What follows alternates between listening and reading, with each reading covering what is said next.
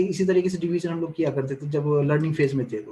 तो अगर आपको इस तरीके से लिखना हो कि 16 डिवाइड 3, अगर आपने ऐसा लिखा तो आंसर क्या होगा 5 पॉइंट समथिंग, एम आई राइट? लेकिन अगर आप लिखते हो क्या 16 और मॉड, इस तरीके से परसेंटेज जो साइन होता है इसको लेके यहाँ पे मॉड हम कहते हैं, और इस तरीके से हमने लिखा mod 3, then you will get the answer 1। ठीक है, तो 1 कौन सा आंसर आ रहा है, ये वाला आंसर आ रहा है जो रिमाइंडर वैल्यू होता है। मतलब क्या कि किसी भी डिजिट को अगर आप डिवाइड करते हो किसी भी नंबर से, और जो भी यहाँ पे जो रिमाइंडर वो जो बच जाता है वहाँ पे, है ना, तो उसी को हम मॉड्यूलस कहते हैं। तो यहाँ पे अगर डिवाइड यूज किया तो आपको ये वाला जो पार्ट है ये आ जाता है यहाँ पे, और जो रिमाइंडर है वो ये वाला पार्ट होता है। आई होप कि ये चीजें समझ में आया होगा किस तरीके से हो रहा है, राइट? अगर मैं इसको करके भी आपको दिखाऊं तो मैं आपको और बेहतर समझ में आ जाएगा। क्या कि जैसे कि मैंने यहाँ पे x और y रखा, और x की वैल्यू मान लो कि मैंने 16 दे दिया, और ये मैंने 3 रखा, और z इक्वल टू मैं लिख रहा हूँ क्या x डिवीजन y, और यहाँ पे हमने z को प्रिंट कर दिया। जब मैंने z को प्रिंट किया तो यहाँ पे आउटपुट क्या आना चाहिए, मैं इसको कंपाइल अगर करूँ तो क्या आना चाहिए, यहाँ पे सेमीकोलन मैंने मिस किया इसलिए एरर दिखा रहा है, सेमीकोलन यहाँ पे दे दिया, और फिर यहाँ पे कंपाइल करते हैं। तो अरे z को भी डिक्लेयर नहीं किया था मैंने, यहाँ पे z को भी डिक्लेयर करना जरूरी है। अब सब ठीक है। अब यहाँ पे देखो आंसर अभी हमें क्या दिखाएगा, 5 आ रहा है आंसर। ठीक है, क्यों 5 आया, क्योंकि हम लोग यहाँ पे क्या कर रहे हैं, डिवीजन कर रहे हैं, डिवाइड हम लोग कर रहे हैं। तो जो डेसिमल के बाद का जो पार्ट था वो नहीं लिया, बिकॉज हमने सब कुछ इंटीजर में हमने डिक्लेयर किया हुआ है, इसलिए डेसिमल के बाद का नहीं लिया उसने। लेकिन अगर मैंने इसी डिवीजन को हटा के यहाँ पे मैंने मॉड यूज कर दिया, ये सिंबल यूज किया, तो ये रिमाइंडर लेगा, जो मैंने अभी आपको यहाँ पे करके भी दिखाया कि रिमाइंडर यहाँ पे हमारे पास 1 आ रहा है रिमाइंडर। तो अभी अगर इस प्रोग्राम को हम लोग कंपाइल अगर करें और रन करके देखें तो आंसर हमें 1 आना चाहिए, देख सकते हो आप। तो आई होप कि ये चीज समझ में आया होगा कि डिवाइड करने का मतलब क्या होगा और मॉड का मतलब क्या होगा। तो ये जो है plus minus multiplication division and modulus, ये फर्स्ट टाइप का जो ऑपरेटर है जिसको हम कहते हैं अर्थमेटिक ऑपरेटर, इसके अंदर में ये सब सारी चीजें आता है। लेकिन ये तो ऑलरेडी हम लोग लास्ट सेशन में प्लस माइनस का बहुत सारी चीजें हमने किया था।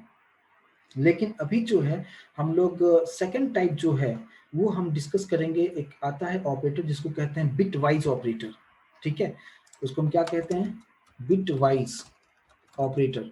और इस ऑपरेटर को लोग नॉर्मली जो है बहुत इग्नोर करते हैं। इग्नोर करने का रीजन होता है कि थोड़ा सा टफ पार्ट आता है कि किस तरीके से ये बिट वाइज ऑपरेटर काम करता है। और जो मैंने वहां पे सिंबल्स वगैरह जो यूज किया था वो यही था, एंड और, ठीक है, और ये सिंबल हम इसको इस ऐसे लिखते हैं। ठीक है, तो इसको हम क्या कहेंगे, इसको कहते हैं क्या, बिटवाइज एंड ऑपरेटर।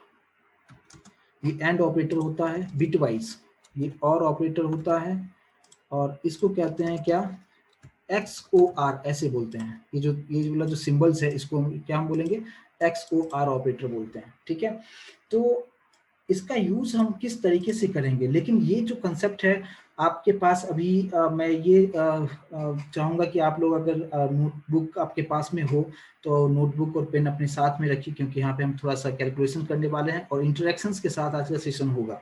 तो मैं सभी लोगों से स्पेसिफिक आंसर हमें चाहिए रहेगा। तो नोटबुक और पेन ओपन करके रखिए, और उसके बाद फिर हम लोग यहाँ पे स्टार्ट हम करेंगे। ठीक है, तो अभी हम तीनों चीज के बारे में समझेंगे, लेकिन ये चीज समझने से पहले हमें कुछ प्रोग्रामिंग का इंटरनल चीजें समझना पड़ेगा।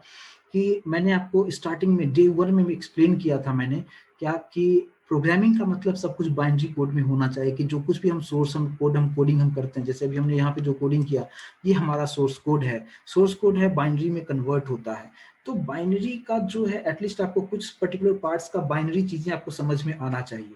मतलब क्या कि अगर मैंने कंप्यूटर में अगर मैं लिख रहा हूँ 16, तो 16 को अगर ये इंटरनली कन्वर्ट करता है बाइनरी में, तो बाइनरी में किस तरीके से कन्वर्ट होगा, वो क्या चीज वहां पे कंप्यूटर इंटरनली क्या जनरेट करेगा, आपको ये चीज समझना जरूरी है। अगर आपने 25 यहाँ पे अगर कंप्यूटर को इनपुट आप देते हो, तो ये जो 25 है इंटरनली किस तरीके से वो काम करेगा, 25 इंटरनली कंप्यूटर किस तरीके से वो कन्वर्ट करेगा बाइनरी में, और 25 का बाइनरी नंबर क्या हो सकता है, या मैंने यहाँ पे 16 लिखा तो इसका बाइनरी क्या हो सकता है। तो ये बहुत ही इंपॉर्टेंट आज का सेशन है, बहुत ही बारीकी से ध्यान से आप यहाँ पे समझेंगे तो आगे का पार्ट और कंप्यूटर का जो इंटरनल चीजें हैं वो आपको बेहतर समझ में आएगा।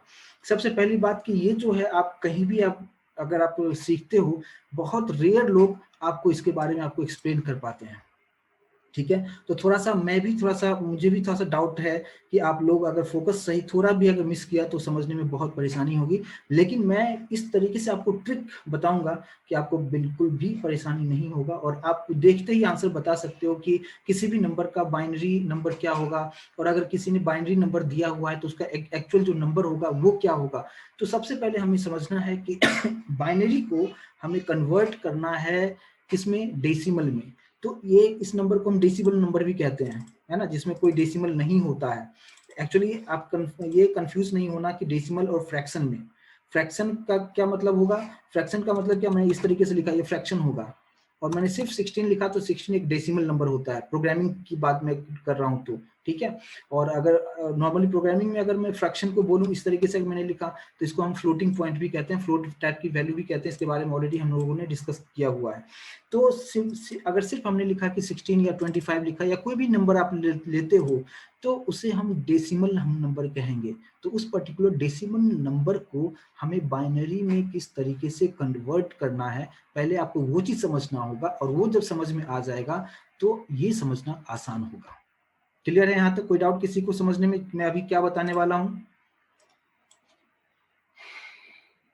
और अनम्यूट करके प्लीज बोला कीजिए, थोड़ा सा इंटरेक्शन बनाए रखिए तो थोड़ा सा समझ में आता है कि हाँ क्या सब चीजें हो रहा है, ठीक है।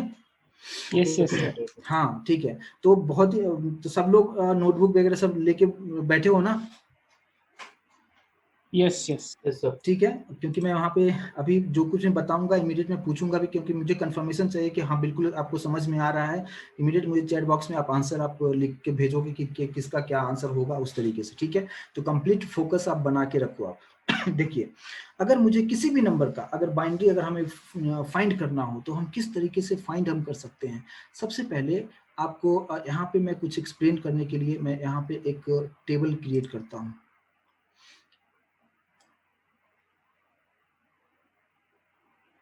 कुछ इस तरीके से मैंने टेबल क्रिएट कर दिया, और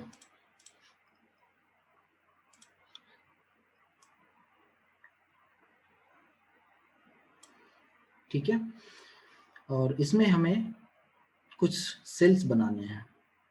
और ये एक नॉर्मल ऐसा ट्रिक है कि आपको बैकग्राउंड आपका प्रोग्रामिंग नहीं भी है ना, फिर भी आप आसानी से सारी चीजें समझोगे, और ये चीज समझना मतलब कंप्यूटर की बातें समझना आप आसानी से समझ सकते हो आप, ठीक है। तो यहाँ पे मैंने फर्स्ट सेल बना दिया,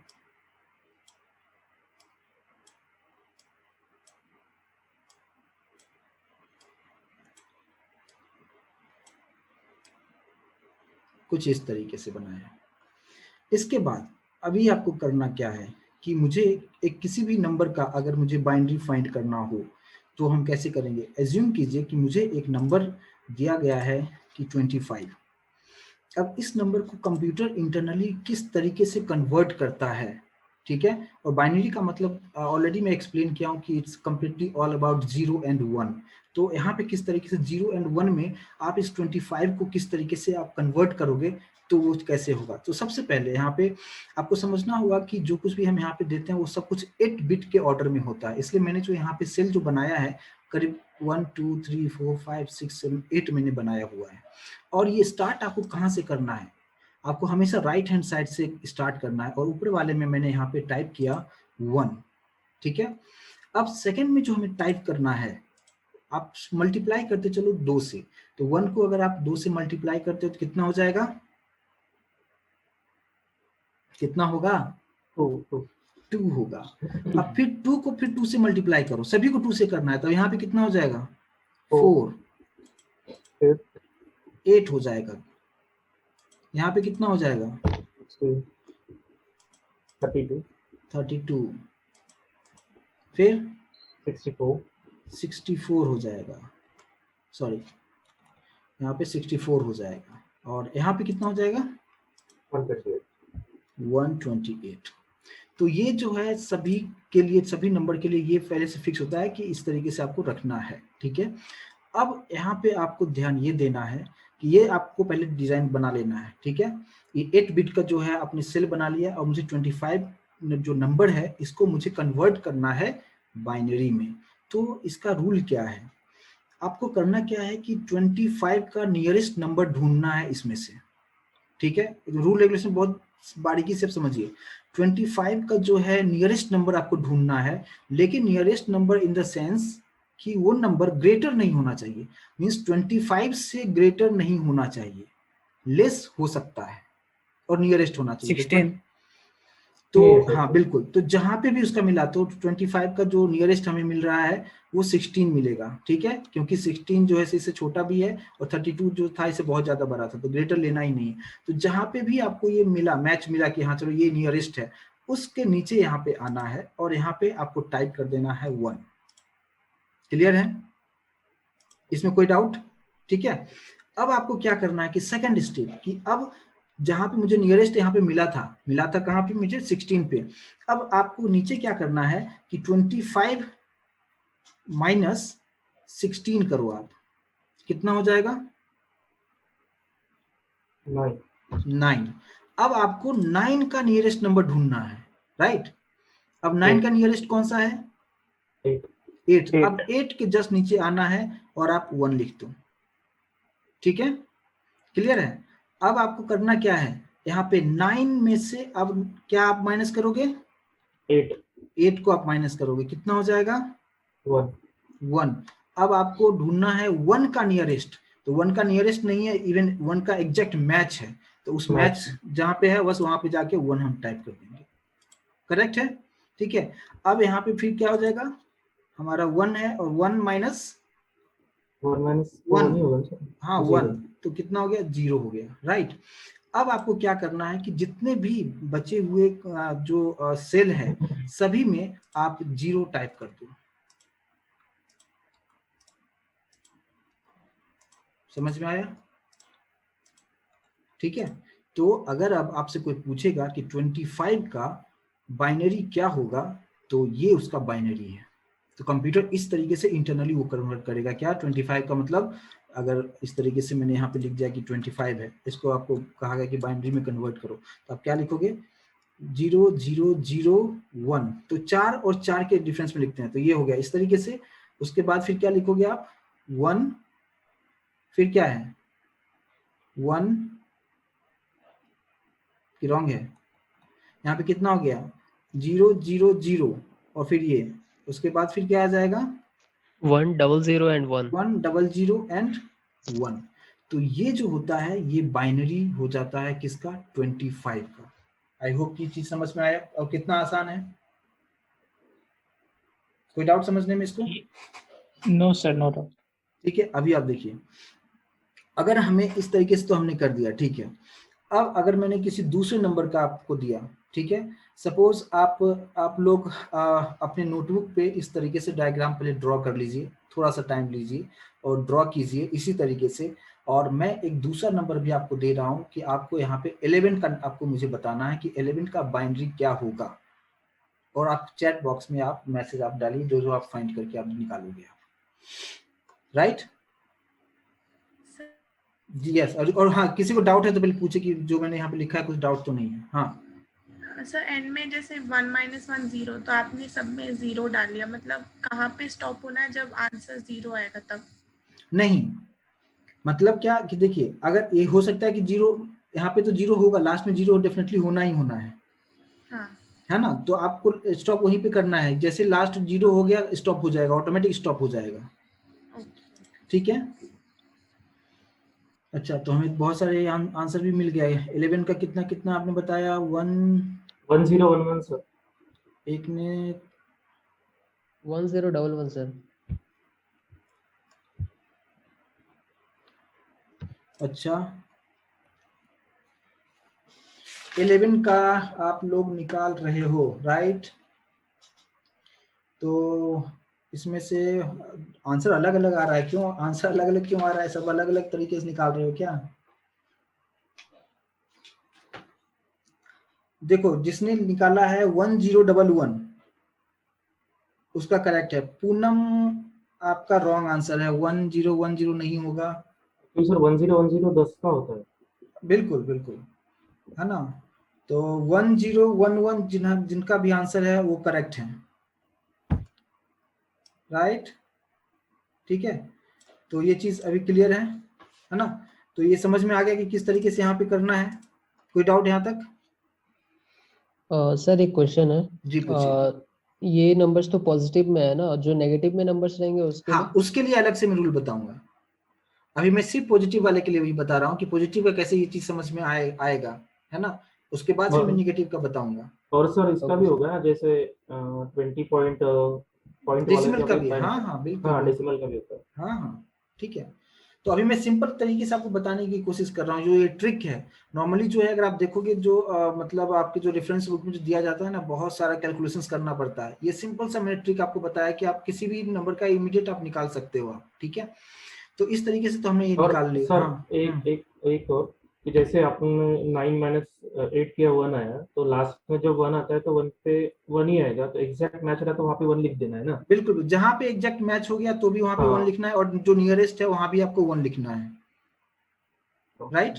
और जैसे मान लीजिए कि कोई 8 हो गया, मान लीजिए कि कोई 8 ही है एग्जैक्ट, तो के- 8 - 8 करेंगे तो फिर 0 आएगा हाँ हाँ हाँ हाँ सेकंड स्टेप में। फिर वो 0 का कैसा करेंगे हाँ, तो सब 0 0 हो जाएगा, वही आंसर होगा ना फिर। फिर 8 पे ही 1 आएगा, बाकी सब 0 हो बाकी जाएगा। हाँ, तो वही उसका ओके नंबर हो जाएगा, बिल्कुल, ओके। है ना। तो ये जो अभी मैंने आपको बताया, ये क्या बताया कि डेसिमल टू बाइनरी, राइट। ये जो मैं अभी अभी आपको जो बताया, ये क्या बताया मैंने, डेसिमल टू बाइनरी बताया, ठीक है। लेकिन अब अगर बाइनरी से डेसिमल करना हो तो अच्छा, इसमें किसी और को डाउट है कि एक और एग्जांपल लेके मैं बताऊं? किसी को अगर थोड़ा भी डाउट है तो मैं एक और दूसरा नंबर लेके मैं एग्जांपल समझा सकता हूं, पॉजिटिव वाला। कि सबको क्लियर है तो हम इसी का जस्ट हम रिवर्स प्रोसेस हम करके देखेंगे, ठीक है। तो किसी ने कुछ अभी नहीं बोल रहे, तो चलो ठीक है। तो अभी हमें अब क्या करना है कि मुझे बाइनरी को, अगर बाइनरी नंबर किसी का दिया हुआ है ना, बाइनरी टू डेसिमल, तो ये हम किस तरीके से फाइंड करेंगे। तो कोई बता सकता है कैसे कर सकते हो? कोई आइडिया? कि अगर मान लीजिए इस तरीके का आपको नंबर दिया हुआ हो, जो जैसे मैंने अभी यहाँ पे लिखा है ना, जो अभी हमने जस्ट अभी फाइंड किया, ये अगर ये आपको दे दिया गया और इससे आपको निकालना हो कि वो नंबर कौन सा था, तो कैसे निकालोगे?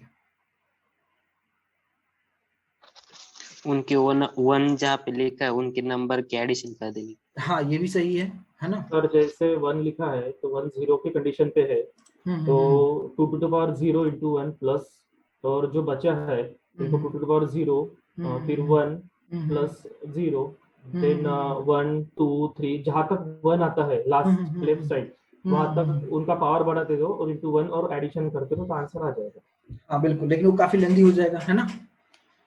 ना, मीन्स ये नहीं, ये हाँ बिल्कुल, हाँ। हाँ बिल्कुल, आपने बताया, उसमें बता रहा हूँ, आपने जो बताया बिल्कुल करेक्ट बताया। बट यहाँ पे मैं शॉर्टकट तरीके से बता रहा हूँ। और अभी जो अभी आप में से किसी ने बताया कि जहां जहां 1 पे मिला उस पर्टिकुलर नंबर को आप ऐड कर दो, राइट। जैसे मैं इसी का एग्जांपल मैं बताता हूँ कि जो हमारा 25 ही है ना। तो इसी को आप देखो क्या करना है कि अगर आपको ये नंबर दिया हुआ है, राइट, अभी यहाँ पे हमारे पास बाइनरी यहाँ पे हम फाइंड कर चुके हैं, तो आपको क्या करना है, इसी तरीके से आप टेबल आप बना लो, और जहां जहां 1 है ना, उसके ऊपर का जो नंबर है उसको आप ऐड कर लो। तो अभी आप देखो, ये आपके पास ये नंबर हमारे पास दिया हुआ है, तो यहाँ पे 1 जहाँ पे है, इसके ऊपर में क्या है नंबर, यहाँ पे 1 है, तो 1 आप अलग से रख लो। फिर 1 कहाँ पे है, मेरा 1 यहाँ पे है ना, तो इसके ऊपर का नंबर कौन सा है, 8 है, तो 8 को आप यहाँ पे ऐड कर लो, ठीक है। इसके बाद यहाँ पे भी 1 है, तो आप इसको भी ऐड कर लो आप, राइट, ठीक है। तो अभी सभी का एडिशन अगर आप करोगे तो ये कितना होगा, 25 होगा। 25. समझ में आया? तो ये कितना आसान हो गया, उतना हमें कुछ करने की जरूरत ही नहीं है। क्लियर? अगर आपको कोई भी एक नंबर, आप कोई भी आप सिलेक्ट करो, कि कुछ भी अगर आप लेते हो, ठीक है, तो हम यहाँ पे हम किस तरीके से कर सकते हैं, जैसे कि आप मान लो क्या कि हमने एक दूसरा मैं एक बना के आपको दिखाता हूँ, ठीक है। एक दूसरा एग्जांपल मैं यहाँ पे ले रहा हूँ कि हमने यहाँ पे कुछ इस तरीके से मैंने यहाँ पे एक ले लिया,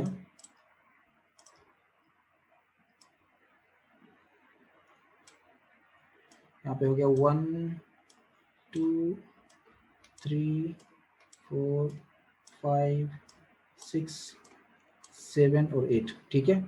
तो ये तो पहले आप बना लो, यहाँ पे ये हो गया 1 2 2 का मल्टीप्लिकेशन 2 से तो 4, यहाँ पे कितना हो जाएगा 8 16, यहाँ पे हो गया कितना 32, और ये हो गया 64, और ये हो गया 128, राइट ना। अब ये चीजें यहाँ पे तो हो गया, ठीक है।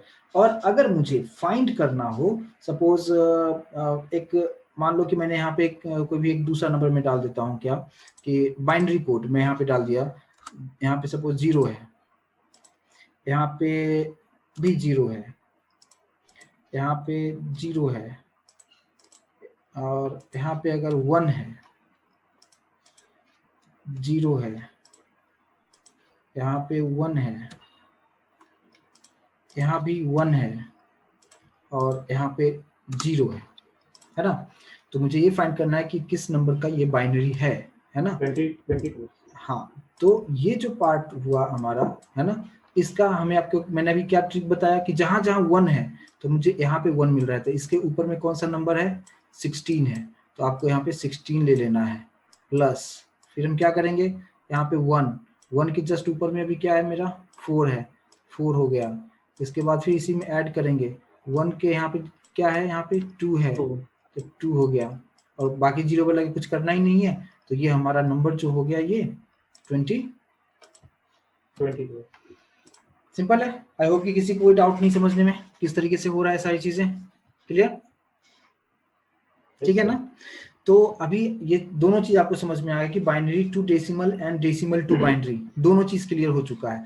अब हम बात कर सकते हैं कि बिट वाइज ऑपरेटर, अभी आपको ये समझ में, तो बिट वाइज का मतलब क्या होता है कि इंडिविजुअल बिट पे हमें काम करना है। यहाँ पे मैंने इंडिविजुअल बिट मतलब क्या, 1 बिट पे क्या होगा, 2 बिट पे क्या होगा, इस पोजीशन पे किस तरीके से यहाँ पे जो भी डेटा है, मतलब बाइनरी का 00 समथिंग है, उसके अकॉर्डिंगली हमें यहाँ पे कुछ कैलकुलेशंस करने होंगे। तो किस तरीके से हम यहाँ पे कर सकते हैं उसके बारे में हम लोग अभी डिस्कस करेंगे। और जो मैंने आपको बताया था कि बिटवाइज ऑपरेटर में मैंने आपको 3 चीजें बताया, एंड, और XOR, राइट, ये तीनों चीज के मैंने बारे में बताया। तो सबसे पहले हमें यहाँ पे अगर मुझे कुछ इस तरीके से एक प्रोग्राम करना हो, जैसे मैंने अभी, जैसे यहाँ पे मैंने कोडिंग आपको यहाँ पे किया था, कुछ अलग में यहाँ पे कोडिंग डाल दिया, क्या, जैसे x की वैल्यू 11 दिया और y की वैल्यू मैंने 22 दे दिया, और मुझे अब यहाँ पे प्रिंट क्या करना है, x एंड y, राइट। तो सबसे पहले आपको करना क्या है कि यहाँ पे 2 नंबर है, 11 है और 22 है। तो सबसे पहले आप 11 का आप बाइनरी निकालो और 22 का बाइनरी निकालो, राइट। तो यहाँ पे कितना हो जाएगा, तो अगर मैं यहाँ पे अगर मैं निकालें तो एक सेकेंड, अभी तो शायद 22 का ही यहाँ पे ये था बाइनरी जो था, ये बोला जो था हमारा 22 का तो था, ठीक है, ठीक है, हाँ। तो ये हो गया, तो ये 22 का बाइनरी इस तरीके से हो गया। मैं यहाँ पे लिख देता हूँ क्या, ये मेरा जो है 22 का जो बाइनरी है ये हमारा कितना आया है, 0 0 0 1, राइट। और थोड़ा सा डिफरेंस करके रखोगे तो थोड़ा रीड करने में आसानी होगी। तो ये 0 1 1 0, राइट है। तो ये 22 का हो गया है, ठीक है। पहला तो हमारा हो गया जो फर्स्ट वाला जो था, ये चलो इसका हो गया, y का हो गया मेरा 22। अब यहाँ पे है 11, अब 11 का कितना हो जाएगा बाइनरी कोड, कोई बताएगा? 0 0 0 0। 11 का जो हो जाएगा, करेक्ट बता रहे हो ना? 4 times 0। 4 times 0 जाएगा, हाँ, और लास्ट में फिर 1 0 1 1, फिर यहाँ पे 1 0 1 1 1 1, राइट। यहाँ पे थोड़ा सा मैं गैप रखता हूँ ताकि आपको समझने में प्रॉब्लम ना हो, कुछ इस तरीके से रहेगा, ठीक है। अब यहाँ पे ये चीजें हो गया, 11 एंड 22 का मैंने निकाल लिया। अब मेरा जो है करना क्या है, x एंड y, ठीक है। तो इंडिविजुअल बिट पे आपको यहाँ पे काम करना है। मतलब क्या कि हमने क्या करना है कि एंड ऑपरेटर जो होता है उसका मतलब क्या होता है, उससे पहले आपको रूल बताऊं कि अगर यहाँ पे 0 का मतलब होता है क्या, फॉल्स, और 1 का मतलब होता है ट्रू। ये आपको समझना है पहले, ठीक है। तो एंड में क्या काम करेगा, किस तरीके से यहाँ पे एंड काम करेगा वो आप देखिए। यहाँ पे जो है मैं कुछ इस तरीके से कर देता हूँ, ठीक है। और यहाँ पे आपको देखना है क्या कि ट्रू कब होगा, अगर आप एंड लिखते हो तो दोनों कंडीशन ट्रू होना चाहिए, मतलब दोनों में 1 1 होगा तो ही रिटर्न 1 करेगा। ये चीज क्लियर है? yes, sir. जैसे अगर आप फर्स्ट बिट की अगर हम बात करते हैं, यानी ये जो फर्स्ट वाला 1 है और ये 0 की अगर हम बात करें, तो यहाँ पे एक ट्रू है और एक फॉल्स है, इसका मतलब क्या हो जाएगा? फॉल्स।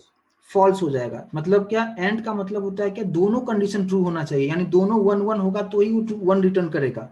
तो यहाँ पे क्या है कि 1 है और 0 है, तो यहाँ पे एक फॉल्स हो चुका है, तो ये आंसर हमें क्या दिखाने वाला है यहाँ पे? फॉल्स, है ना। तो फॉल्स का मतलब क्या हो जाएगा? जी 0 हो जाएगा, ठीक है, ओके।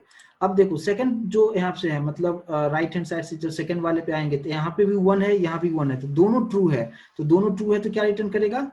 1 रिटर्न करेगा, ठीक है।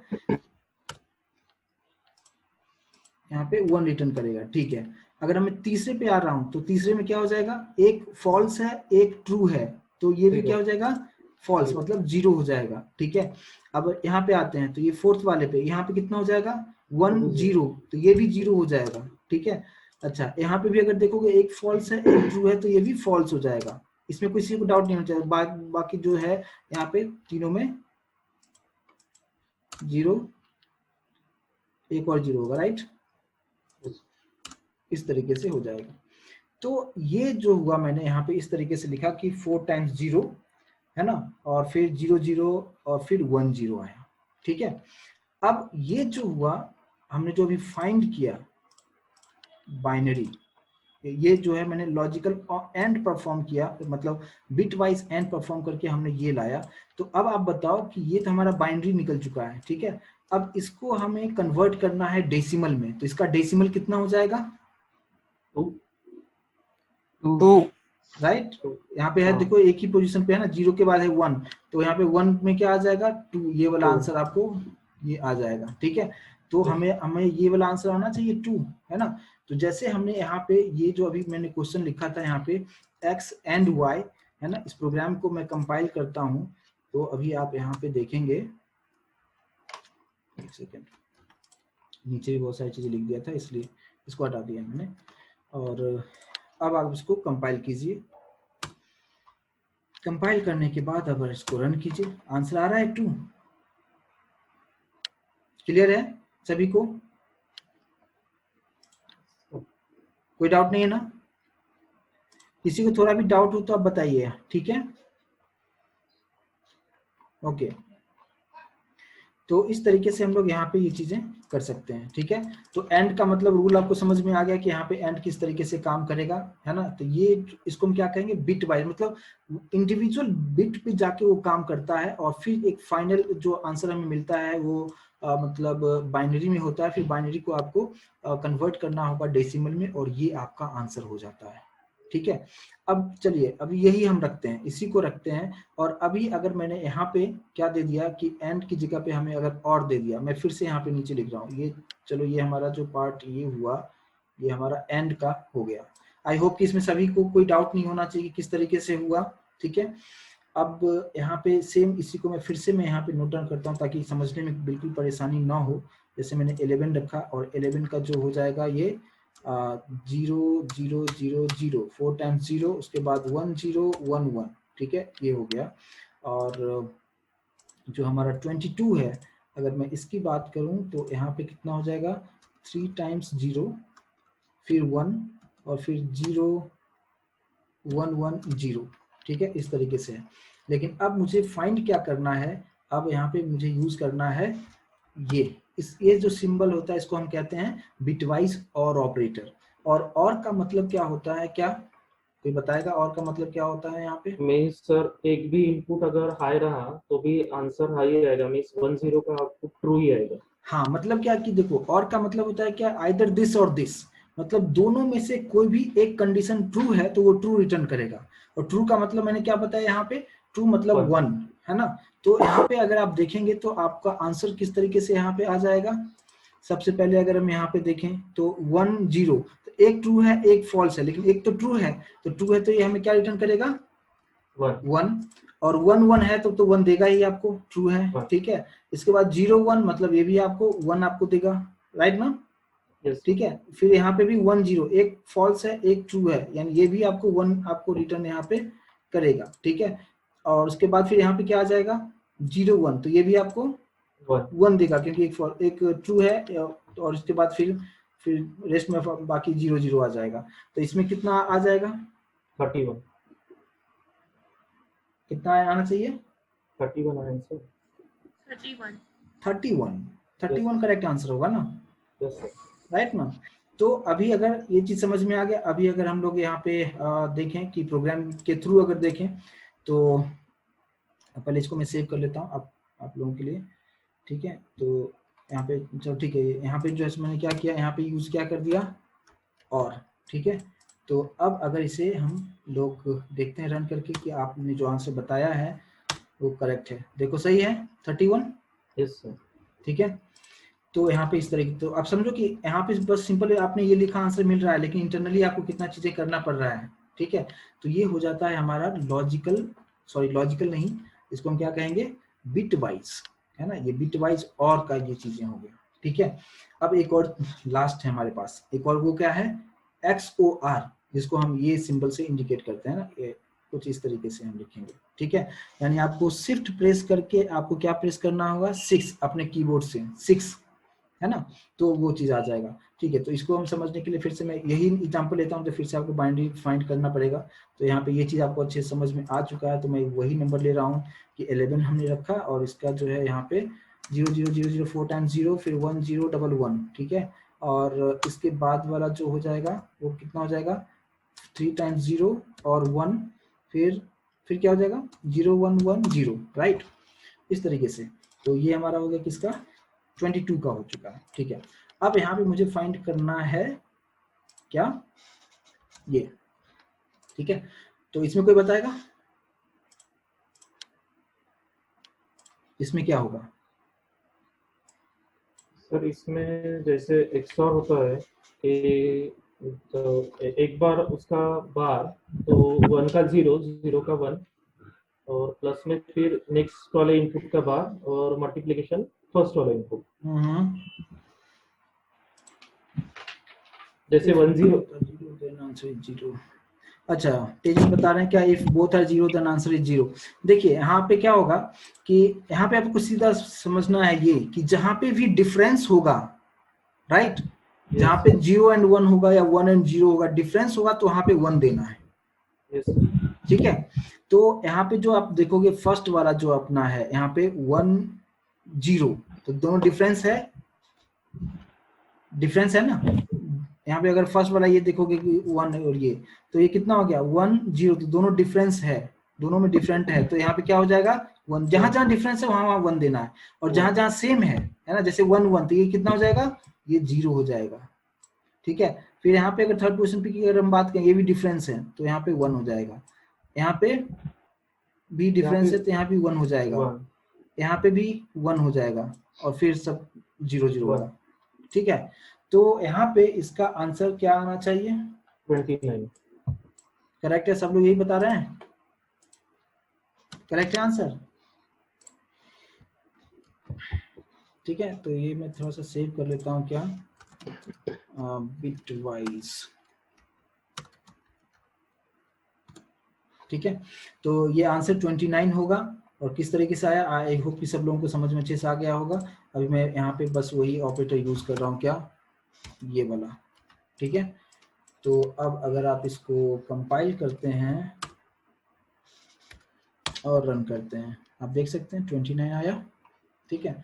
तो इस तरीके से आप किसी भी नंबर का आप फाइंड आप कर सकते हैं, और ये मैं आपको इस तरीके से ट्रिक बताया कि इतना आपको कैलकुलेशन का ताम झाम करना ही नहीं है, बहुत सिंपल तरीके से मैंने आपको बताया ये, और किसी भी नंबर के लिए आप यूज कर सकते हो इसका। तो ये आई होप की चीजें समझ में आया हो कि किस तरीके से यहाँ पे सारी चीजें हो रहा है। तो ये मैंने आपको बिट वाइज ऑपरेटर के बारे में सबसे पहले इसलिए आपको बताया कि लोग इसको काफी कंफ्यूजन वाला समझते हैं कि इसमें कैसे इंटरनली चीजें क्या हो रहा है नहीं हो रहा है, तो बहुत सारे कंफ्यूजन क्रिएट होता है। लेकिन मैंने आपको फर्स्ट टाइम ये ऑपरेटर जो है normally relational operator, less than sign, greater than sign की बात करते हैं, लेकिन वो तो सब लोगों को समझ में आता है, उतना टफ नहीं जाता है। लेकिन ये चीज मैं आपको समझाने के लिए मैं मतलब ये पहले सबसे पहले इसलिए मैं बताया कि ताकि आपको कंफ्यूजन जो है कि बिट वाइज पे किस तरीके से यहाँ पे काम हो रहा है, और एंड और ये और XOR इसको बोलते हैं, ये किस तरीके से काम करता है। आई होप की चीज समझ में आया होगा। किसी को कोई डाउट, थोड़ा सा भी डाउट हो तो आप पूछ सकते हैं। किसी को डाउट हो तो अनम्यूट करके बिल्कुल आप बेशक पूछ सकते हैं इसमें कि कुछ डाउट हो तो, और अगर डाउट नहीं है तो हम आगे की टॉपिक की तरफ हम बढ़ेंगे। राइट, कोई डाउट नहीं ना? No sir. ओके ग्रेट, चलो ठीक है। तो ये ऑपरेटर समझ में आ गया। अब मैंने इसका कोडिंग भी करके आपको दिखाया कि यहाँ पे किस तरीके से काम हो रहा है। और अब जो है एक ऑपरेटर जो है सबसे पहले जो मैंने आपको बताया कि अर्थमेटिक ऑपरेटर, जो कि ऑलरेडी डिस्कस हम लोगों ने कर लिया था कि plus minus multiplication division and modulus का भी अभी मैंने करके दिखाया आपको, और बिट वाइज के बारे में भी बताया। अब हम बात करते हैं, एक आता है ऑपरेटर जिसको हम क्या कहते हैं, रिलेशनल ऑपरेटर। तो रिलेशनल ऑपरेटर क्या होता है, जिसमें हम कंपैरिजन करने के लिए हम यूज करते हैं। कंपैरिजन इन द सेंस क्या कि अगर मुझे दो वेरिएबल के बीच में अगर कुछ आपने वैल्यू दिया तो उसका हम कंपैरिजन हम किस तरीके से करेंगे, ठीक है। तो उसके लिए हम लोग कुछ सिंबल्स यूज करते हैं, like less than equals to, greater than equals to. तो इस तरीके से हम कैसे यहाँ पे कंपैरिजन हम करेंगे, ठीक है, जावा में। तो यहाँ पे जो है मैं सिंबल्स जो हम क्या क्या यूज इसमें करेंगे, तो जो ठीक है, फर्स्ट स्टेप मैंने आपको क्या बताया, अर्थमेटिक ऑपरेटर, ठीक है। इसके अंदर मैंने आपको बता दिया कि सारा चीज क्या क्या चीज होगा। सेकंड जो मैंने आपको बताया, अच्छा इसका नोट्स में अलग से दे दूंगा, जो थ्योरी पार्ट होगा ना कि अर्थमेटिक में क्या सब चीजें होता है, मैंने तो एक्सप्लेन कर दिया, लेकिन मैं आपको अलग से इसका नोट्स, थ्योरी पार्ट्स का नोट्स आपको सेंड करूंगा मेल पे, ठीक है। अर्थमेटिक ऑपरेटर, यहाँ पे बस आप फोकस कीजिए समझने की, जो मैं कंसेप्ट बता रहा हूँ उसको समझने की कोशिश कीजिए। दूसरा मैंने अभी आपको बिट वाइज के बारे में आपको बता दिया, बिट वाइज बताया, ठीक है। ये भी चीज मैं काफी डिटेल में और इंटरनली किस तरीके से काम करता है उसके बारे में बताया। फिर आता है रिलेशनल ऑपरेटर, ठीक है। अब रिलेशनल ऑपरेटर के अंदर में क्या सब चीजें आता है, लेस देन आता है, लेस देन इक्वल्स टू आएगा, फिर ग्रेटर देन आएगा, ग्रेटर देन इक्वल्स टू आएगा, इक्वल्स टू होगा, एंड नॉट इक्वल्स टू होगा।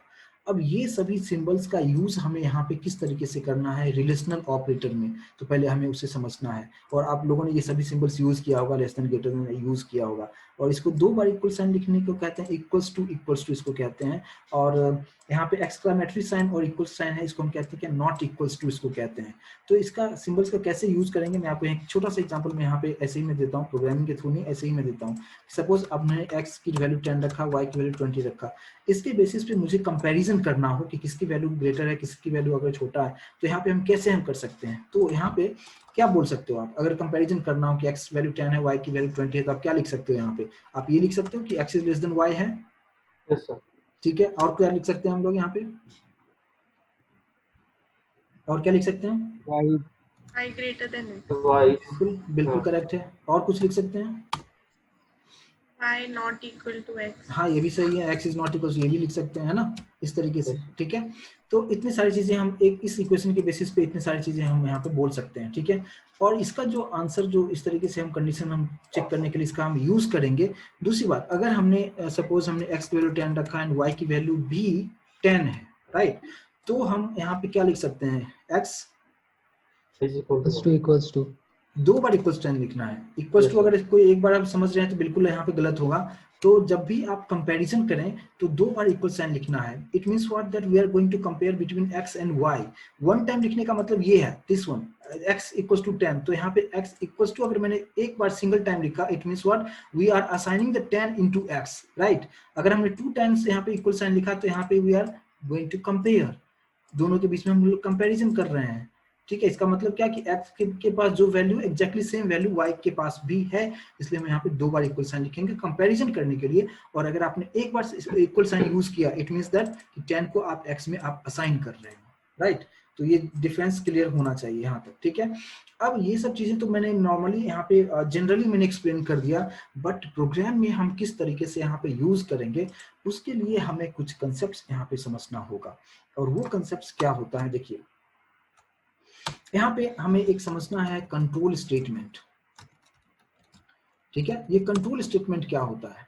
कंट्रोल स्टेटमेंट का मतलब क्या, मीनिंगफुल, इसका जो टर्म है इसी में इसका डेफिनेशन है। मतलब क्या कि अगर आप फ्लो ऑफ एग्जीक्यूशन को, यानी आपका जो जेवीएम है, जो कंपाइलर है, उसके फ्लो ऑफ एग्जीक्यूशन को आप अपने रिक्वायरमेंट के अकॉर्डिंग आप कंट्रोल कर सकते हो, उसी को हम कहते हैं कंट्रोल स्टेटमेंट। लाइक क्या कि जैसे अभी का जो प्रोग्राम अगर आप देखो यहाँ पे, अभी हमने यहाँ पे क्या किया कि हमने यहाँ पे कुछ कोडिंग लिखा था, वैल्यू दे दिया था, यहाँ पे सिस्टम डॉट आउट के अंदर में लिखा था। तो जैसे प्रोग्राम रन हुआ, आपको एग्जैक्ट उसी टाइम आपको यहाँ पे आउटपुट, आपको यहाँ पे सब कुछ दिखा दिया, राइट। लेकिन अब मुझे डायरेक्ट ये मैसेज मुझे नहीं प्रिंट करना है, मुझे ये मैसेज प्रिंट करने से पहले कुछ कंडीशन लगाना है कि अगर ये कंडीशन ट्रू होगा तब ये मैसेज प्रिंट करो, अदरवाइज नहीं प्रिंट करो। तो यहाँ पे ये प्रोग्रामर जो है कंट्रोल करता है कंपाइलर को। अभी का जो सिंपल प्रोग्राम अभी तक जो हम लोग देखते आ रहे थे प्रोग्राम, मतलब डे 1 डे 2 डे 3 है ना, जितना भी हमने इससे पहले का देखा और अभी तक जो हमने कोडिंग यहाँ पे किया हुआ है, इसमें हमारा कंट्रोल कुछ भी नहीं है। हमने यहाँ पे कोडिंग किया और जैसे रन किया हमें आउटपुट डायरेक्ट हमें दिखा रहा है। लेकिन अब ये जो मैसेज हमें दिखेगा, ये मैसेज हमारे ऊपर डिपेंड करेगा कि मैं यहाँ पे क्या दिखा रहा हूँ, क्या नहीं दिखा रहा हूँ, और कब मुझे प्रिंट करना है, कब नहीं प्रिंट करना है। ये सब कुछ आप अपने कंडीशन के अकॉर्डिंग आप डिसाइड कर सकते हो। इसलिए इसको हम क्या कहते हैं कि जो जेवीएम का जो कंट्रोल है, जो फ्लो ऑफ एग्जीक्यूशन है। आपको एक और चीज समझना है कि जावा में जो भी प्रोग्रामिंग का एग्जीक्यूशन होता है, फ्लो ऑफ एग्जीक्यूशन जो होता है, ये हमेशा टॉप टू बॉटम होता है, ठीक है। लेकिन टॉप टू बॉटम मतलब क्या, एक एक लाइन को कंपाइल करता है, बाइनरी में कन्वर्ट करता है और फिर उसके अकॉर्डिंगली आपको आंसर आपको देता है। लेकिन आप यहाँ पे पर्टिकुलर किसी एक कंडीशन के बेसिस पे आप उस चीज को स्किप करवा सकते हो आप अपने रिक्वायरमेंट के अकॉर्डिंग। तो इसलिए उसको हम क्या कहते हैं, कंट्रोल स्टेटमेंट हम कहते हैं कि हम फ्लो ऑफ एग्जीक्यूशन को कंट्रोल कर सकते हैं, बट उसके लिए आपको कुछ यूज करना पड़ेगा। फर्स्ट यूज हम करते हैं क्या, इफ एक इनबिल्ट कीवर्ड है, रिजर्व्ड कीवर्ड है, ठीक है। और इसके हेल्प से हम ये चीजें कर सकते हैं, कंट्रोल हम कर सकते हैं फ्लो ऑफ एग्जीक्यूशन को। सेकंड जो पार्ट होता है इफ एल्स होता है, ठीक है, इसके थ्रू भी हम कर सकते हैं। जो थर्ड पार्ट होता है वो होता है इफ एल्स इफ होता है, जिसको हम नेस्टेड भी हम बोल सकते हैं, ठीक है। इसके बाद आता है स्विच, ठीक है। तो ये चार चीजें हैं जिसके हेल्प से हम इसको स्टेटमेंट हम कहते हैं, if statement, if else statement, या इफ एल्स इफ स्टेटमेंट और स्विच स्टेटमेंट। तो ये चारों जो स्टेटमेंट है, इसके हेल्प से we can control the flow of execution of your compiler. तो किस तरीके से होगा, इसका क्या सिंटैक्स है, हमें किस तरीके से यहाँ पे कोडिंग करना चाहिए, और इसका यूज हम इसके हेल्प से, क्योंकि मैं जब एक्सप्लेन कर रहा हूँ रिलेशनल ऑपरेटर, तभी हम इस सब चीजों का यूज हम करेंगे। यानी जब भी हम इफ एल्स की बात करें तो वहां पे हमें कंडीशन में के अंदर ही हमें सारा चीज करना पड़ेगा। तो किस तरीके से होगा, यहाँ पे हम कोडिंग के थ्रू समझने की कोशिश करते हैं। जैसे कि हमारे पास यहाँ पे ऑलरेडी एक्स और वाई हमारे पास में है, हमने कुछ यहाँ पे वैल्यू भी दे दिया है ना। और अब मुझे यहाँ पे ये स्टेटमेंट अभी मैं हटा देता हूँ और यहाँ पे मैंने एक कंडीशन रखा, और कंडीशन के लिए मैंने आपको बताया कि आपको यूज करना है इफ, और ब्रैकेट के अंदर आप कंडीशन आप डाल सकते हो जो भी आपको चेक करना हो आपके रिक्वायरमेंट के अकॉर्डिंग। सपोज मैंने यहाँ पे लिखा कि x is less than y, ठीक है। अगर ये कंडीशन ट्रू होगा, अब इसके नीचे में कर्ली ब्रैकेट से दे रहा हूँ कुछ इस तरीके से। अब अगर ये कंडीशन ट्रू होगा तो यहाँ पे आप जो कुछ भी मैसेज आप लिखते हो या जो भी ऑपरेशन आप परफॉर्म करोगे वो मैसेज यहाँ पे प्रिंट होगा। मैंने यहाँ पे लिखा कि x is less than y, कुछ इस तरीके से लिखा। तो अब ये जो फ्लो ऑफ एग्जीक्यूशन है, यहाँ पे आने के बाद वो होल्ड करेगा। First it will check the condition whether the condition is true or false. If this condition is true, then and then only we will get this particular message on the output screen. It means what? That अगर ये condition false है तो आपको ये message नहीं दिखाएगा, आपके output screen पे नहीं मैसेज दिखेगा। तो अभी आपके अकॉर्डिंग यहाँ पे कंडीशन जो मैंने लिखा है उसके अकॉर्डिंग आपको क्या लग रहा है, कंडीशन यहाँ पे ट्रू है या फॉल्स है? कंडीशन ट्रू है या फॉल्स है? ट्रू है। ट्रू है। तो अगर ये कंडीशन ट्रू है तो ये मैसेज आपको डेफिनेटली यहाँ पे प्रिंट होगा। तो अगर इसको हम रन करके देखें, यहाँ पे सबसे पहले यहाँ पे मैंने कंपाइल किया तो यहाँ पे आपको ढेर सारा एरर क्यों दिखा रहा है, कोई बताएगा क्यों इतना एरर आ रहा है आपको? क्योंकि हमने नीचे बहुत सारी चीजें लिखा हुआ है, मैंने आपको एक्सप्लेन करने के लिए, राइट ना। उसको मैं हटा देता हूँ, ठीक है। अभी मेरा प्रॉपर कोड है यहाँ पे। तो अभी हम इसको कंपाइल करते हैं, सब कुछ ठीक है अभी। अब इसको हम रन करते हैं। जैसे हमने रन किया आपको मैसेज यहाँ पे मिल रहा है कि x is less than y। हमने यहाँ पे ये जो भी मैसेज दिया था ये मैसेज मुझे यहाँ पे प्रिंट होकर दिखा रहा है। लेकिन प्रॉब्लम यहाँ पे क्या होगा कि suppose I will make some changes over here, now we have x equals to 110 and y equals to 22, now condition is not true. तो मैंने क्या बताया था कि पहले क्या होता था कि डायरेक्ट यहाँ पे जो भी आपने लिखा था डायरेक्ट स्टेटमेंट प्रिंट होता था, लेकिन अभी प्रिंट होने के लिए पहले ये कंडीशन ट्रू होना जरूरी है। जब तक ये कंडीशन ट्रू नहीं होगा तब तक आपको ये मैसेज प्रिंट नहीं होगा। इसी को कहते हैं कंट्रोल स्टेटमेंट, कि कंट्रोल करना फ्लो ऑफ एग्जीक्यूशन को with the help of if statement. तो यहाँ पे अगर आप देखेंगे कि कंडीशन अब सेटिस्फाइड नहीं हो रहा है क्योंकि x की वैल्यू 110 है, y की वैल्यू 22 है, it means that condition is not true. अगर कंडीशन यहाँ पे नॉट ट्रू है इसका मतलब ये आउटपुट स्क्रीन पे आपको मैसेज नहीं दिखेगा।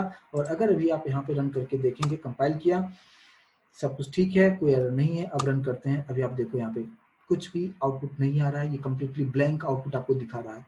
तो यहाँ पे आउटपुट हमें कुछ नहीं आ रहा है, यानी यूजर को आप एक ब्लैंक मैसेज आप दे रहे हो, ठीक है। तो यहाँ पे हम लोग क्या कर रहे हैं कि फ्लो ऑफ एग्जीक्यूशन को कंट्रोल कर रहे हैं कि हमें क्या प्रिंट कराना चाहिए और क्या नहीं कराना चाहिए। कंडीशंस पे सब कुछ डिपेंड कर रहा है, और ये कंडीशन कौन दे रहा है? एज ए प्रोग्रामर आप सेट कर रहे हो कि आपको क्या कंडीशन देना है, यहाँ पे ये प्रिंट होगा या नहीं होगा, सब कुछ आप पे डिपेंड करता है। लेकिन पहले ये सब चीजें नहीं था, तो यहाँ पे जो कुछ भी सिस्टम डॉट आउट के अंदर हम लोग लिखा करते थे as it is output screen पे मैसेज प्रिंट होता था, बट अभी ऐसा नहीं हो रहा है। लेकिन अगर हमने इफ लगाया और कंडीशन फॉल्स है तो आउटपुट स्क्रीन पे यहाँ पे आपको ब्लैंक आउटपुट दिखा रहा है। तो मुझे क्या करना है कि ब्लैंक आउटपुट नहीं दिखाना है, कुछ ना कुछ मैसेज तो हमें दिखाना चाहिए, ठीक है। तो वो पर्टिकुलर मैसेज कंडीशन ट्रू हो या फॉल्स हो, कुछ ना कुछ तो हमें मैसेज दिखाना चाहिए। तो उसके लिए हम यूज करते हैं एल्स पार्ट, ठीक है। और एल्स के अंदर कभी भी कंडीशन नहीं होता है। एक और चीज मैंने आपको फर्स्ट डे 1 में बताया था कि सेमीकोलन कहाँ देना चाहिए, नहीं देना चाहिए, इसके बारे में काफी डिटेल में एक्सप्लेन किया था। तो यहाँ भी आप देखो, जब भी कंडीशन हम लिखते हैं वहाँ पे सेमीकोलन यहाँ पे हमने नहीं दिया है। इसका रीजन क्या है? यहाँ से कर्ली ब्रेसेस स्टार्ट हो रहा है, तो यहाँ पे देने की जरूरत नहीं है। और कंडीशन जब भी देते हैं, क्योंकि कंडीशन के बेसिस पे ये सब कुछ एग्जीक्यूट होने वाला है, राइट। तो अगर आपने यहाँ पे सेमीकोलन दे दिया तो कंपाइलर को क्या लगेगा, यहीं पे काम खत्म, यहाँ पे लाइन खत्म, एंड हो चुका है, वो नीचे जाएगा नहीं। कंडीशन ट्रू भी होगा फिर भी अंदर नहीं जाएगा वो। तो इसलिए आपको क्या करना है कि यहाँ पे सेमीकोलन जब भी कंडीशन देते हैं, कंडीशन के बाद हम सेमीकोलन नहीं देते हैं। और ये कर्ली ब्रेसेस हमने दे दिया। अब यहाँ पे एल्स लिखा मैंने। एल्स के बारे में मैंने आपको ये बता रहा हूँ क्या कि एल्स के अंदर कभी भी हम ब्रैकेट में कंडीशन नहीं लिखेंगे। जैसे इफ के अंदर ब्रैकेट में कंडीशन यहाँ पे लिखा हुआ है, राइट। एल्स में कभी भी कंडीशन नहीं होता, इसमें सिर्फ स्टेटमेंट होता है। तो ये जो पर्टिकुलर स्टेटमेंट है, मैंने इसी को कॉपी करके मैंने यहाँ पे रख दिया, और यहाँ पे मैसेज मैंने डाल दिया क्या, x is not less than y, कुछ इस तरीके से मैसेज लिखा। तो एल्स वाला जो पार्ट है ये कब एग्जीक्यूट होगा, जब ये कंडीशन फॉल्स होगा, ठीक है। तो अभी के केस में अभी कंडीशन हमारा ये 110 है, यानी कंडीशन ये फॉल्स है। तो फॉल्स है तो इसका मतलब इसके अंदर ही नहीं जाएगा, ये मैसेज प्रिंट नहीं होगा, और डायरेक्ट वो जंप करेगा एल्स में, और एल्स में आके आपने यहाँ पे जो कुछ भी मैसेज दिया हुआ है ये मैसेज आउटपुट स्क्रीन के दिखेगा। तो अगर हम इसे कंपाइल करते हैं, कंपाइल मैंने किया और अब रन करके देखते हैं, अभी आप देख सकते हैं यहाँ पे दिखा रहा है कि x is not less then y, ठीक है। तो अपने रिक्वायरमेंट के अकॉर्डिंग आप फ्लो ऑफ एग्जीक्यूशन को कंट्रोल करते हो, उसके लिए हमें इफ और फिर इफ एल्स भी बताया कि एल्स का क्यों जरूरत पड़ेगा। अगर आप एल्स नहीं लिखते हैं तो वहाँ पे आउटपुट स्क्रीन पे कुछ भी ब्लैंक आउटपुट आप यूजर को दिखाओगे तो यूजर को कुछ समझ में नहीं आएगा कि इंटरनली क्या सब चीजें हो रहा है। तो इसलिए मैंने यहाँ पे एल्स पार्ट के अंदर आप स्टेटमेंट आप डाल सकते हैं। क्लियर है? कोई डाउट इसको समझने के लिए कि किस तरीके से हम कंट्रोल कर रहे हैं? Clear sir. Clear, okay. तो अब देखो, अब इफ एल्स जो अभी मैंने बताया इसका एक ड्रॉबैक है। ड्रॉबैक ये है कि सिर्फ हमने एक कंडीशन चेक करने के लिए हम यूज करते हैं, लेकिन अगर हमारे पास मल्टीपल कंडीशंस हो तो हम किस तरीके से यूज करेंगे, right. Multiple condition in the sense क्या कि अभी हमारे पास एक कंडीशन था कि x is less than y, लेकिन और भी हमारे पास कुछ कंडीशंस हो तो कैसे कर सकते हैं। लाइक अगर सपोज करो कि हमें यूजर से 3 नंबर्स लेना है और उसमें मुझे ये बताना है कि कौन सा नंबर ग्रेटेस्ट नंबर है, सबसे बड़ा कौन सा नंबर है, तो हम यहाँ पे किस तरीके से कर सकते हैं। तो उसके लिए हमें कितना वेरिएबल्स चाहिए, क्या क्या कंडीशंस लिखना चाहिए, कोई बता सकता है? हमें लेना है कितना, 3 नंबर यूजर से लेना है, राइट। तो सबसे पहले तो यूजर से इनपुट लेने के लिए मैंने लास्ट सेशन में काफी डिटेल में बताया था कि स्कैनर क्लास का यूज हम किस तरीके से करेंगे, उसके इंटरनल डिटेल के बारे में बहुत काफी डिटेल में मैंने एक्सप्लेन किया था। तो सबसे पहले हमें करना क्या है, यहाँ पे अगर हम बात करें तो यहाँ पे सबसे पहले हमने क्या दे दिया, सबसे पहले क्या करना है, हमें इंपोर्ट करना है, राइट। हाँ, सबसे पहले अगर एक्स वाई जेड अगर लेते हैं तो एक्स वाई तो कंपेयर कर लेंगे। अगर एक्स वाई में से मान लीजिए कि एक्स वाई जेड 10 20 30 है, एक्स वाई को अगर कंपेयर कर लिए तो एक्स तो मतलब लेस हो गया, तो एक्स तो ऐसे ही हट गया, फिर वाई बच गया, और वाई को फिर जेड से कंपेयर कर लेंगे, फिर दोनों में से तो एक ही आउटपुट मिल जाएगा फाइनल। वैसे कर सकते हैं। हाँ ठीक है, देखिए मैं बता रहा हूँ, एक्सप्लेन कर रहा हूँ। देखिए तो सबसे पहले हमें क्या करना होगा, इंपोर्ट java.util.scanner। मैं इसके बारे में डिटेल में डिस्कस नहीं करूंगा, ऑलरेडी मैंने काफी डिटेल में एक्सप्लेन किया था, लास्ट पूरा सेशन इसी में हमने बताया था। अब सबसे पहले हमें क्या करना है, स्कैनर के लिए ऑब्जेक्ट बनाना है। यहाँ तक किसी को डाउट नहीं होना चाहिए, राइट। यहाँ पे मैंने system.in लिखना है, system.in हमने यहाँ पे दे दिया, ठीक है। अब हमें क्या करना है यहाँ पे कि अगर हमने यहाँ पे इस तरीके से लिखा, हमने 3 वेरिएबल्स डिक्लेयर कर दिया x y z, और यूजर से हमें इनपुट लेना है, तो ये वैल्यू मैं खुद से नहीं दूंगा, हटा दिया मैंने। और यूजर को समझने के लिए मैंने कुछ इस तरीके से मैसेज दे दिया, क्या कि मैसेज क्या दे दिया कि एंटर फर्स्ट वैल्यू, कुछ इस तरीके से एक मैसेज दे दिया, ठीक है। और उस फर्स्ट वैल्यू को मैंने x में स्टोर कर लिया, तो so.nextInt है ना। और नेक्स्ट इंट क्या करता है, इंटरनली जो है इंटीजर में कन्वर्ट करेगा और उसको x में स्टोर करेगा, राइट। तो ये सब चीज़ें, नेक्स्ट इंट क्या होता है, system.in क्या होता है, इसके बारे में लास्ट सेशन में काफ़ी डिटेल में एक्सप्लेन किया था। और फिर सेकेंड नंबर को मैंने y में स्टोर कर दिया, और फिर हमने यहाँ पे थर्ड एक और नंबर ले लिया, मैंने थर्ड वैल्यूज ले लिया, और थर्ड वैल्यूज को मैंने स्टोर कर दिया z में। तो 3 वैल्यू यूजर ने यहाँ पे तो दे दिया हमें। अब मुझे कंपैरिजन करना है और यहाँ पे आउटपुट में दिखाना है कि यूजर ने जो भी 3 नंबर दिया, क्या नंबर दिया मुझे पता नहीं, यूजर कुछ भी दे सकता है नंबर। तो 3 नंबर जो भी यूजर यहाँ पे देता है उसमें आपको बताना है कि कौन सबसे ग्रेटेस्ट नंबर है, तो उसके अकॉर्डिंग हमें यहाँ पे कंडीशन चेक करना होगा। तो कैसे चेक करना होगा, नॉर्मल आप ये समझिए कि अगर मुझे x को चेक करना हो कि x जो है ग्रेटेस्ट कब होगा, जब ये y से भी बड़ा होगा और z से भी ग्रेटर होगा, राइट। क्या सही बोल रहा हूँ? Yes sir. है ना। सेम उसी तरीके से अगर मुझे y के लिए चेक करना होगा तो y should be greater than x and z, दोनों से बड़ा होना चाहिए। अगर मैं z की अगर बात करूं तो z ग्रेटर होना चाहिए x से भी और y से भी, तो यहाँ पे z ग्रेटेस्ट नंबर हो जाएगा। तो इतना तो फिक्स है कि हमें 3 कंडीशन यूज करना पड़ेगा, एक x के लिए, एक y के लिए, एक z के लिए, लेकिन हमें 3 कंडीशन, हमें अलग अलग कंडीशन हमें लिखना पड़ेगा। और यहाँ पे कैसे लिखेंगे, देखिए यहाँ पे मैंने क्या लिखा, इफ, और ब्रैकेट के अंदर हमें क्या लिखना है, सबसे पहले मैं x की अगर बात करूं तो क्या लिखेंगे हम लोग कि x ग्रेटर देन होना चाहिए किससे, y से, राइट। कि x की वैल्यू अगर y से ग्रेटर है, यहाँ पे देखो अब कंफ्यूज मत होना, यहाँ पे लॉजिकल एंड में यूज कर रहा हूँ। 2 बार अगर लिखा तो उसको लॉजिकल एंड कहते हैं, 1 बार अगर एंड लिखा तो वो बिट वाइज एंड होता है, जो मैंने अभी थोड़ी देर पहले डिस्कस कर रहे थे हम लोग, ठीक है। तो ये लॉजिकल एंड है, ठीक है। अब यहाँ पे मैंने क्या यूज किया कि x तो y से ग्रेटर है, लेकिन x ग्रेटर देन होना चाहिए किससे, z से भी, राइट। तो यहाँ पे ये क्या प्रिंट करेगा, तो यहाँ पे ये आपको system.out पे ये प्रिंट कर देगा क्या कि x का जो वैल्यू है ना, कॉन्केट किया इज द ग्रेटेस्ट नंबर, ठीक है। कुछ इस तरीके से मैंने मैसेज दे दिया, ठीक है। तो लॉजिकल एंड, इसको हम क्या कहेंगे, लॉजिकल एंड ऑपरेटर। इसका काम क्या होता है, ये अपने लेफ्ट हैंड साइड और सॉरी मतलब left hand side and right hand side दोनों को चेक करेगा कि दोनों कंडीशन ट्रू होगा तो ही ये प्रिंट करेगा, ठीक है। तो इस बात पे ध्यान देना है कि ये बिट वाइज नहीं है, ये लॉजिकल एंड है। 2 बार एंड लिखा तो लॉजिकल एंड होगा, 1 बार लिखा तो बिट वाइज है। तो अब यहाँ पे मैंने यहाँ पे लिखा कि एंड ऑपरेटर का मतलब क्या, कि आप इधर पर अगर आप देखते हो लेफ्ट हैंड साइड का कि x is greater than y, और इधर मैंने लिखा कि x is greater than z। तो अगर ये दोनों कंडीशन सेटिस्फाइड होगा, मतलब दोनों कंडीशन ट्रू होगा, तो ही आपको ये मैसेज प्रिंट होगा। दोनों में से एक भी अगर फॉल्स है तो ये मैसेज प्रिंट नहीं होगा।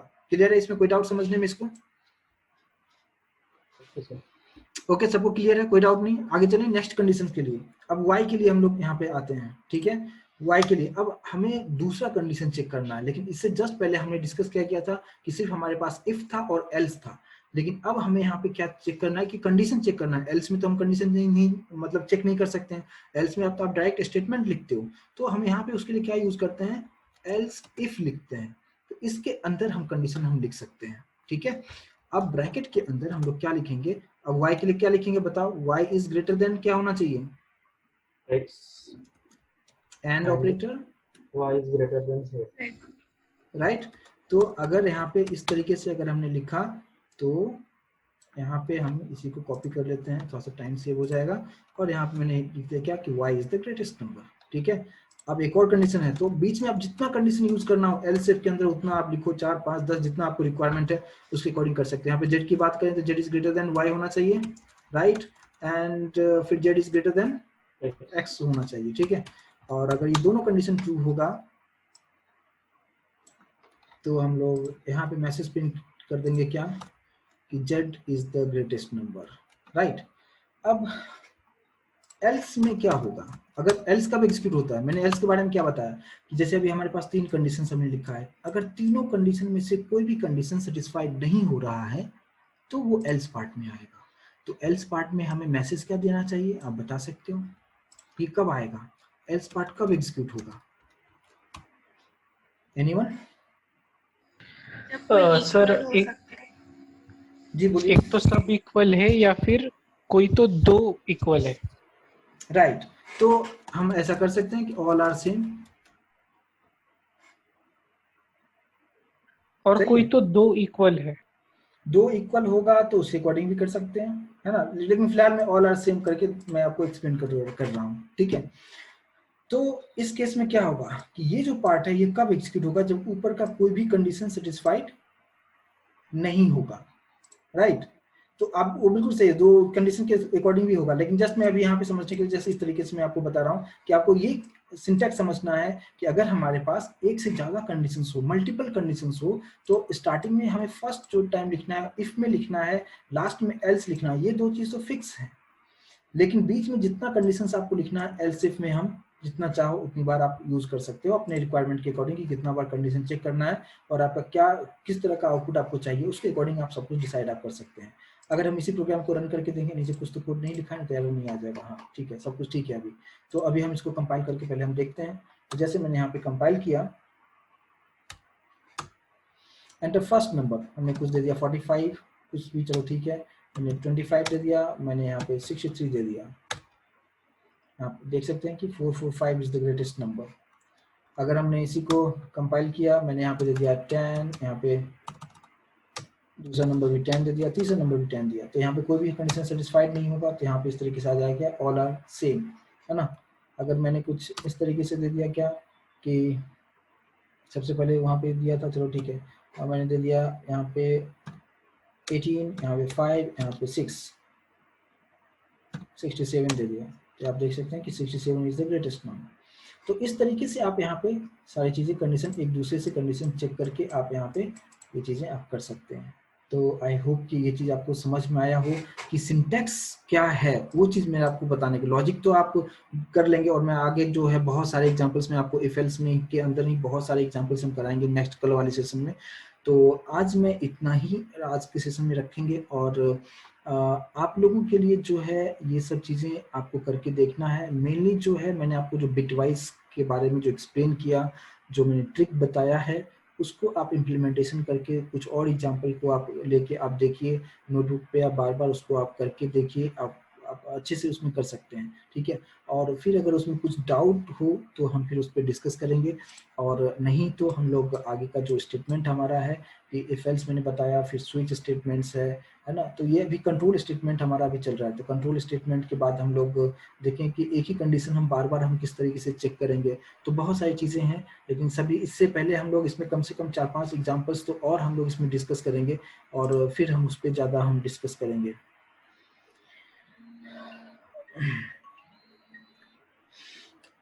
हाँ अच्छा अंकुर, आपका ये है क्या कि आप बोले कि रिकॉर्डिंग सेंड करने के लिए मेल पे ऑलरेडी यूट्यूब पे डाला हुआ है, ठीक है, तो ये वाला भी सेशन जो है यूट्यूब पे चला जाएगा, लेकिन ये जो है सेशन जो है सिर्फ यूट्यूब पे सिर्फ 5 सेशन तक ही जाएगा, उसके बाद का सेशन नहीं जाएगा। जो अटेंड करेंगे उन्हीं को जो पर्सनली जाएगा, और जो लेट ज्वाइन करते हैं तो मेल पे मैं सेंड कर दूंगा, बट उसके लिए आप टेंशन मत लो, क्योंकि ये 4th सेशन है। कल वाला आज का जो सेशन है ये भी यूट्यूब पे जाएगा, तो रात के बाद 12 बजे के बाद वो अपलोड हो जाएगा यूट्यूब पे, और फिर कल वाला सेशन जो होगा वो भी अपलोड हो जाएगा, तो आप वहाँ से एक बार चेक कर लीजिए, क्योंकि मेल पे वो फिर भेजने में सेंड करने में बहुत टाइम लगेगा उसको, तो मैं डायरेक्टली आपको यूट्यूब पे सेंड कर दूंगा, यूट्यूब पे आप देख सकते हैं। ठीक है, और ओके ठीक है चलेगा। हाँ अच्छा, जो आज न्यू आप जिन्होंने ज्वाइन किया है ना, आज का सेशन आपने जिन्होंने फर्स्ट टाइम आज ज्वाइन किया है, तो अपना ईमेल आईडी जरूर छोड़ दीजिए, ताकि मैंने जो कुछ भी एक्सप्लेन यहाँ पे किया है मैं आपको पूरा कोडिंग में आपको सेंड कर सकूं, और फिर आप वहाँ पे देख सकते हैं, राइट। तो जो न्यू है आज के सेशन के लिए, जो भी न्यू है अपना ईमेल आईडी जरूर यहाँ पे छोड़ दें, राइट। ठीक है, पूनम एक न्यू है, अंकुर न्यू है। अच्छा हेलो सर। हाँ सर स्वप्निल बोल रहा है। हाँ स्वप्निल बोलिए। सर एक्चुअली आपका मेल जो आया था ना कि वो जूम पे ज्वाइन करना है 2:45 को, मुझे कंफ्यूजन था, वो मेरा प्रोजेक्ट रन होने में नहीं कि वो मैंने आपको मेल किया था। तो एक्चुअली तब थोड़ा नेट का प्रॉब्लम था, तो मुझे मेल ही बाद में मिला, तो टाइम खत्म हो गया था। तो सर मुझे कल कोई टाइम दे सकते हो आप? मेरा हाँ ठीक है। अरे आपका जो इशू था है ना, तो मैंने सोचा था कि मतलब उस टाइम मेरा कुछ प्रोजेक्ट का काम नहीं था, तो उस टाइम जो है सो मैंने आपको लिंक सेंड किया था कि अभी आपका जो भी शेयरिंग करके मैं आपका लैपटॉप शेयरिंग करके, हाँ ठीक है, कोई इशू नहीं है। मैं आपको कल जो भी टाइम फ्री होगा मैं उसके अकॉर्डिंग में आपको जूम का लिंक सेंड कर दूंगा, फिर आपका सिस्टम को जो है ऑन रिमोट में ले लूंगा, फिर क्या प्रॉब्लम है मैं उसको सॉर्ट आउट कर दूंगा, आपका जो भी इशू है, ठीक है। उसके लिए आउटपुट रन ही नहीं हो रहा है, कोई इशू नहीं, मैं कर दूंगा, मैं सही कर दूंगा, उसके लिए कोई इशू नहीं, ठीक है। ठीक है, तो इसके अलावा आज जो भी मैंने बताया, किसी को कोई डाउट तो नहीं, सब क्लियर होना चाहिए। और कुछ डाउट रहेगा तो आप वापस से फिर से यूट्यूब चैनल पे आप इसको एक बार देख लीजिएगा, क्योंकि थोड़ी देर में अपलोड हो जाएगा वहाँ पे। और फिर कल का जो सेशन होगा, इससे आगे का जो पार्ट होगा, उसमें बहुत सारे एग्जाम्पल्स हम देखेंगे, तो उस पर हम लोग डिस्कस करेंगे, ठीक है।